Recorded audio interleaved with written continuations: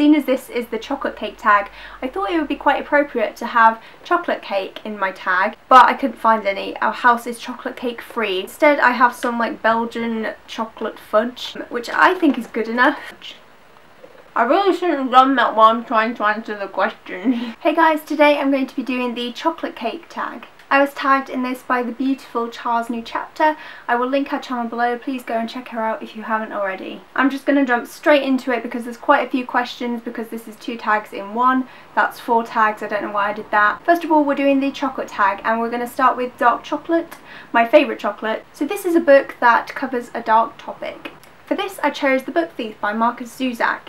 A book about the Holocaust, book narrated by death. Need I say more? Next is white chocolate, which is a light or humorous read. I don't read a lot of funny books at all, however I did discover these on my shelf, and it is the Hitchhiker's Guide to the Galaxy series. These books are fantastic, they're really funny, very strange, and I really enjoy these. And the next is Milk Chocolate, a book with so much hype you're dying to read it. For this I chose 1984 by George Orwell. I've seen this do the rounds on BookTube lately and everybody absolutely adores it. I haven't read it and that really needs to change. The next kind of chocolate is Chocolate with Caramel, a book that made you feel gooey inside. This is quite appropriate seeing as it's the chocolate tag, but it is Charlie and the Chocolate Factory by Roald Dahl. I recently had to read this for university and I loved it. Reading this, it just released all the childhood memories in me, and I really like this edition because it comes with its own golden ticket, which I think is incredibly cool. The next one is a wafer-free Kit Kat. Side note, what the heck is a wafer-free Kit Kat? Is this something like American? I'm not quite sure. I don't know what a wafer-free Kit Kat is because surely that's just 2 big chocolate chunks without the wafer in it. And it is a book that surprises you. For this I chose The Collector by John Fowles. As you guys know, I read this very recently and the ending really surprised me. It didn't go the way I really expected it to go, and I'm really thankful for that because it made the book all the more memorable. The next one is Snickers, name a book that you're going nuts about. For this one I chose the book I'm currently reading, which is This Side of Paradise by F. Scott Fitzgerald. I'm currently reading this, I'm only about 60 pages in, but absolutely loving it. The next one is Hot Chocolate with Marshmallows, which is a comfort read.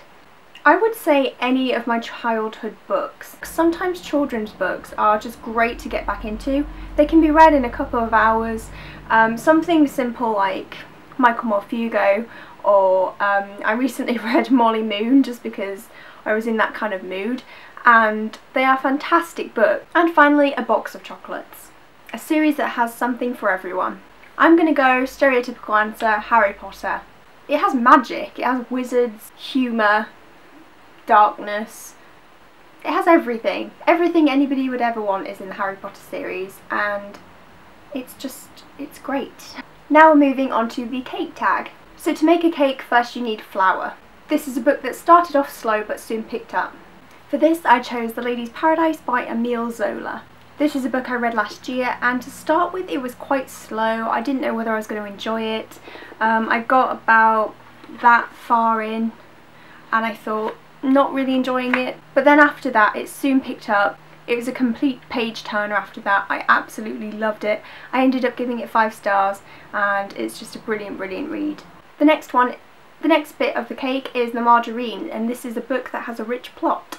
For this I'm actually going to steal Charlotte's answer and say Roses by G.R. Mannering. This is basically because the plot is just so, it is rich, it's full of detail, full of just wonderful locations and scenery even though it's in your head, and it's just a really lovely read.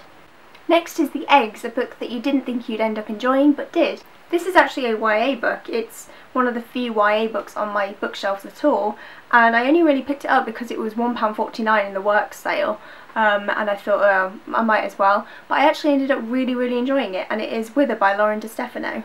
I read this last year, I think, and it is a dystopian YA, something that usually I would stay 100 miles away from, but I actually ended up really enjoying this. I really liked the main characters, I really like what they went through, and although I'm not in any real hurry to pick up the rest of the series or continue with it. If I do see the second book for cheap, then I will pick it up and I will read it. The next ingredient is the sugar, and this is a sweet book. For this I chose Pride and Prejudice by Jane Austen, and this is a very, very sweet book. It's a very, very light, comfort, funny read, and I just read it whenever I'm feeling sad or down.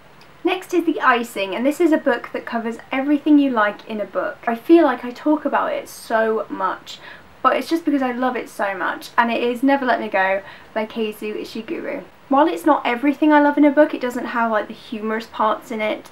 It has wonderful character development, brilliant relationships between the characters, wonderful story. It is really depressing, but that's just the kind of books that I like to read. The next thing is Sprinkles, a series that you turn to for a pick-me-up.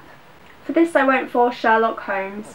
What's great about these books are they're just very light, brilliant mysteries.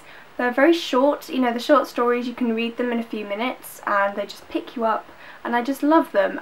Whenever I'm feeling down, I will turn to The Adventures of Sherlock Holmes and just read a couple of stories, and it picks me day up, and I love it. It's brilliant. It's a great series. And the final question is the cherry on the top, which is your favourite book that you've read this year so far. I am loving This Side of Paradise by F. Scott Fitzgerald. It's brilliant. I'm only 60 pages in, so it could go all wrong from here, but I have a feeling that it's just going to be up there with top this year, if not top ever. Okay, that's it for these tags.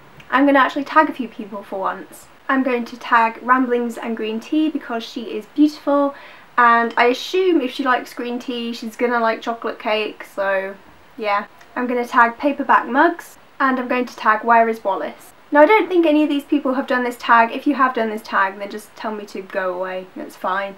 But it does give you an excuse to eat chocolate, which I'm finding very lovely at the moment. That's all from me guys. I hope you're having fantastic weeks, and I will see you in my next video. Bye!